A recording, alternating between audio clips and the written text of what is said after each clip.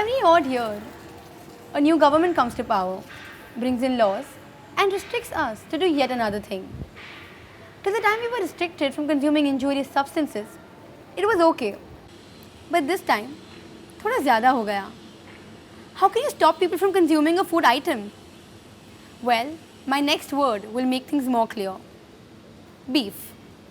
It's food, yes, but food for the rest of the world. In India, it's a mindset, a yardstick which decides how much of a Hindu a person is. For how long are we going to think that beef is unholy?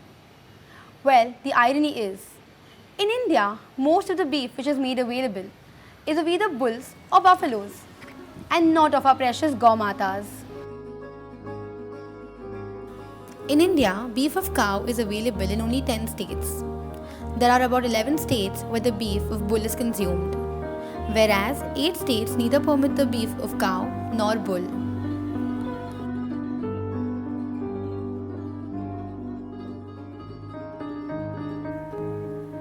When we came to know about this infamous beef ban, we were completely blinded by the outrage everybody showed. Everyone concluded that it helped the BJP government achieve its hidden political agenda. Mainstream political parties are playing a game of politics. How can you get into people's kitchens? It is with a view to satisfy the Hindu sentiments. Did the government have no real reason to put up a ban so powerful that it deprived people of basic food source and unemployed lakhs? 1976, the act banned the slaughter of cows in Maharashtra. In case of bulls, healthy bulls were banned, but the old and unfit bulls were allowed to slaughter on basis of fit to slaughter certificate. 1995, a new bill was introduced by the BJP Shiv Sena government. The bill intended to ban the slaughter of even old and weak bulls. Though the bill was sent for the president's consent, it wasn't passed. 2015, the BJP Shiv Sena party again came to power and pressed for the bill's reconsideration. This year, the bill finally became a law.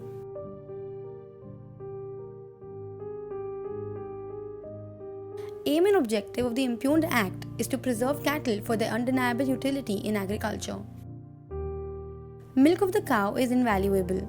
So is the dung and urine, which is used to make manure and vermicomposite. Hence, increase in cattle population will increase the availability of natural fertilizer. Considering the above, it was felt necessary to preserve and protect this cow progeny, which includes bulls and bullocks. There are certain byproducts, they are very useful. Now, what are the byproducts? Cow dung, urine, and which may produce the manure, organic manure, or biogas. Now, let's take the case of the organic manure. The manner in which you see the green revolution was brought about was by use of the chemical fertilizer. The use of LPG has definitely got rid of this. We are seeing a decline in our animal herd, animal population, that which animal population is necessary for farming. So these are correlated issues. The farmer suicide is also a correlated issue with this matter. So the protection of the cow family, the protection of these farming animals, it is necessary for agrarian economy, and that's why we are pressing for this law. The statistics submitted by the state government to the High Court mentioned that from 1997 to 2012, there was a 15% decline in the bull population in Maharashtra. In 2012, Maharashtra was hit by drought that continued till 2015. In such severe drought conditions, the farm produce fetched farmers very less money, and therefore, lot of the farmers sold their cattle during this period, further declining the number. आमच्याकडे खंडेनी जनावर होते, आता 4-4 जनावर राहिले. पहिलं खूप जनावर असत, आज मोजकं आले. या कापणीमुळे कमतरता झाली खूप. So we are trying to protect the healthy and useful animals. Those who are preaching that, those who are saying that only old animals are going to slaughterhouse and only we are using only old and degraded animals, that is not the truth. It is a very blatant falsehood. And the law was, before a cattle brought to the abattoir and is being sacrificed or being slaughtered, there is a veterinary doctor who gives the certificate that it is fit for slaughter. It's only after that certificate is granted of fit for slaughtering that at abattoir the cattle will be slaughtered. But if the certificate is still useful, then I think it cannot be slaughtered. It has to go back. त्याच्या पहिलं B certificate होतं किंवा हे निकामी झाले म्हणजे कामाच राहिलं नाही विकण्याला काय हरकत नाही. कोण बघते त्याला कोण बघते वेळ आली एखाद्या दाखवायचं समज एखादा छापा पडला नाही कोणी नाही विचार नाही कोणी नाही विचार. जर बैल नसेल त्यांना शेती पडून जाईल कारण सगळी बैला जीवावर शेती गोधनावरच शेती चालते आणि जर गोधन नसले ना शेतकऱ्याचा काही सुद्धा पाऊस पडल्यानंतर हां. मशनरीनी कामं होत नाहीत ना. ट्रॅक्टर चालत नाही चिखलात. बैलच पाहिजेत त्याला बैलच लागतो. त्याच्यामुळे बैलावर लोड आज आला ना. आणि बैल कमी व्हायला लागले म्हणून बैलाची किंमत वाढायला लागली. बैलाची आता लाख रुपये पासून किंमत गेली बैलाची चांगल्या बैलाची. If we sum it up, the reason was quite simple. Open slaughter of bulls and bullocks led to a decline in the number, which resulted in the ban on the slaughter. However, nobody seemed to find the reason logical enough. Is there anywhere, either in the statement of objects and reasons of this particular law which has been made, or even in the Supreme Court judgment which upholds the complete ban, are there any facts and figures? Pious hopes. So, how can such a law be justified as being reasonable? It is definitely going to aggravate the economic conditions of the farmer themselves, apart from the other industries that will be affected. सिर्फ इसी slaughter house के अंदर daily 450 जानवर कटते थे जिसमें मुश्किल से 50 बफलो होती थी और 400 बुल होते थे और यही लोकल कंजम्पशन है ज़्यादा बुल कटता 80% नियर अबाउट 80% बुल कटता. जो बुचर्स है जो ये मारने का काम करते हैं उनका थोड़ा प्रॉब्लम इसमें हो सकता है, no doubt about it.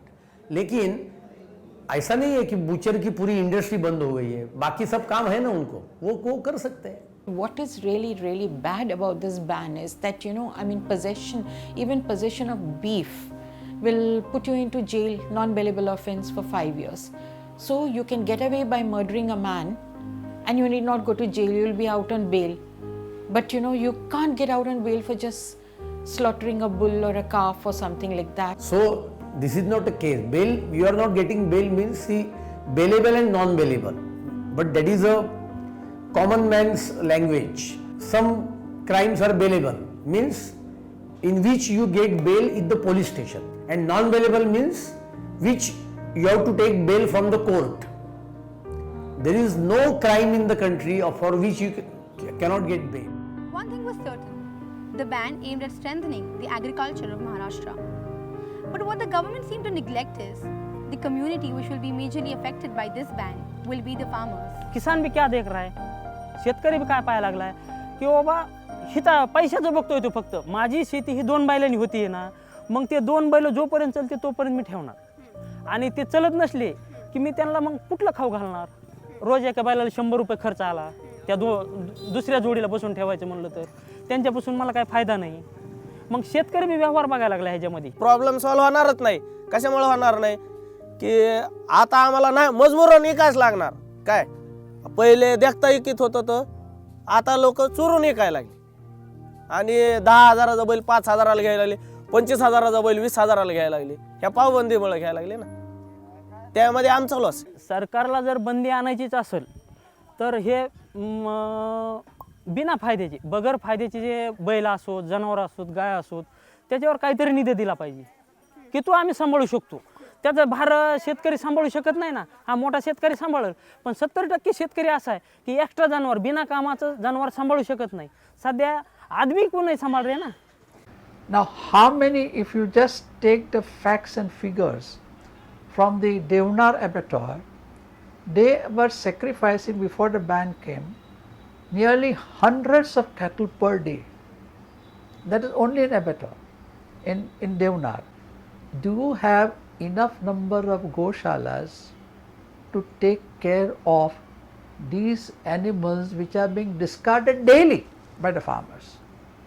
So for that we have introduced Gokul Gram Yojana along with some NGOs, those who are working in this field basically. And the scheme is that government will give land free of charge to this type of NGOs who are working in this field for last so many years. And so under that Gokul Gram scheme, they will take buffaloes, bulls and cows from the farmers, those who want to sell. So they will get money by selling even cows and bulls, and that NGO along with the government, they will maintain all these. अब तक तो अभी तक कोई गौशाला बना नहीं है, गवर्नमेंट इनिशिएटिव, प्राइवेट इनिशिएटिव्स बहुत हैं. Yes. लेकिन Scheme has been introduced. We are earmarked 30 crore rupees for that, and now we have invited applications from different NGOs. And first Goshala we are going to open in Are Colony only. Okay, और ये कब होगा? Near future. This scheme is already there. We already introduced scheme basically. Apart from this, the ban had two major loopholes. One, government had banned the possession and import of beef, and two, buffaloes, which were also depleting, were not banned from slaughter. I used to eat mutton and chicken earlier, but now for the past 20 years I'm vegetarian by choice, so what I'm saying is this choice should be available to everybody, including the beef eaters. If they want to eat, they should be free to eat. If they don't want to eat, it is their business. But what you believe should not be imposed on somebody else.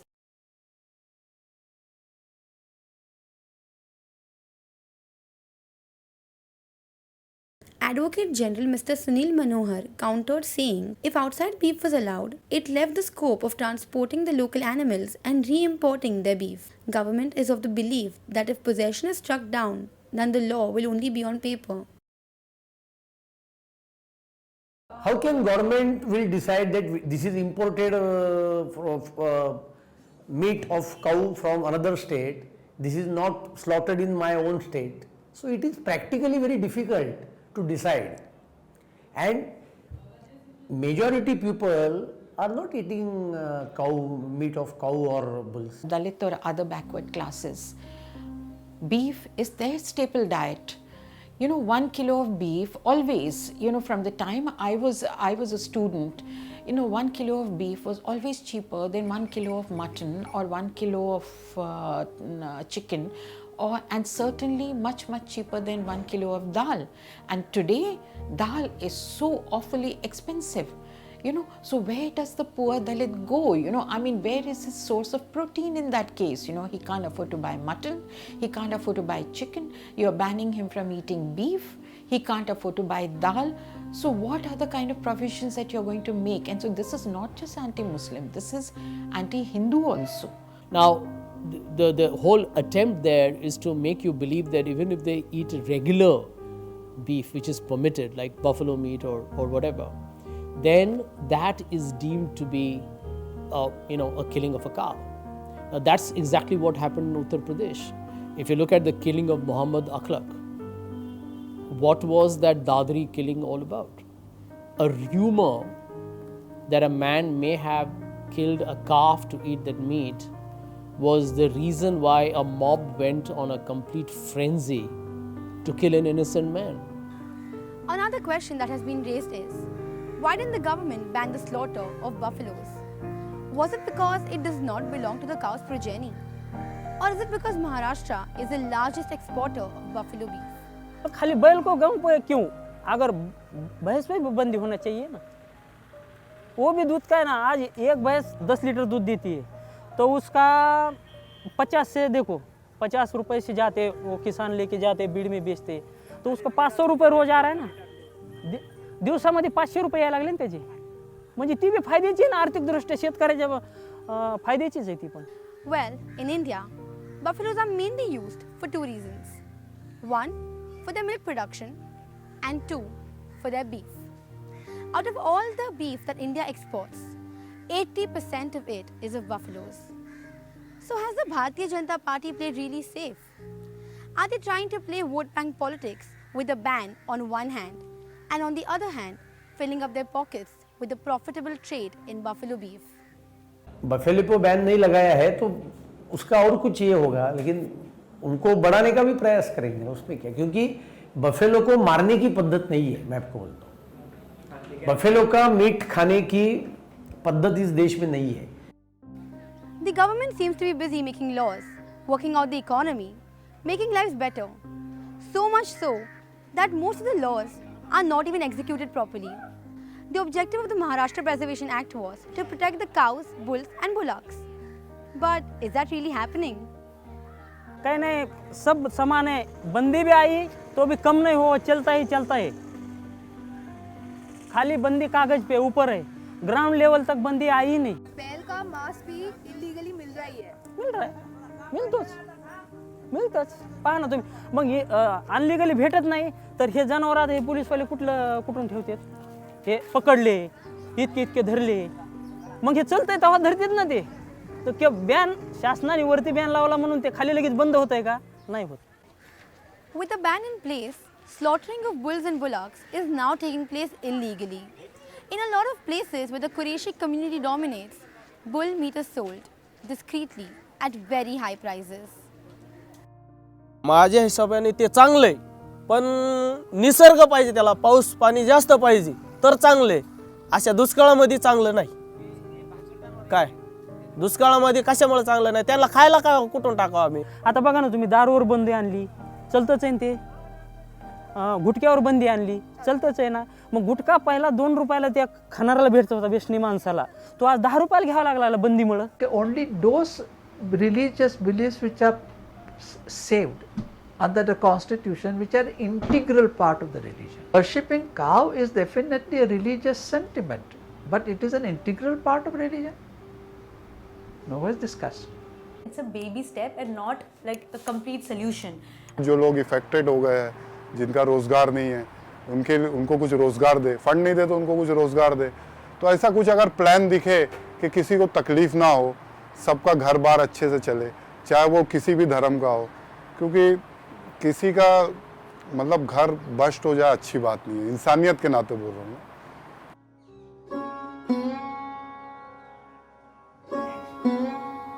Here we are retelling an old tale, one that has a predator and a prey. It was the year 1995, came to power for the first time. The Bharatiya Janata Party, fresh, dynamic and hearty. But intolerant that they were, refused to slaughter the cattle they revered. To consume or not to consume was a debate, but nothing changed because the centre disdained. 20 years later, the lotus bloomed again. This time, more fierce than fresh, put the bulls and bullocks at stake all over again. They struggled, lost, fought and won, as we sit today pondering over what they have done. The question is easy, but the answer is not. What is that we have in place of democracy? A right, just, foreseeing government, or a biased, dominant, populist party?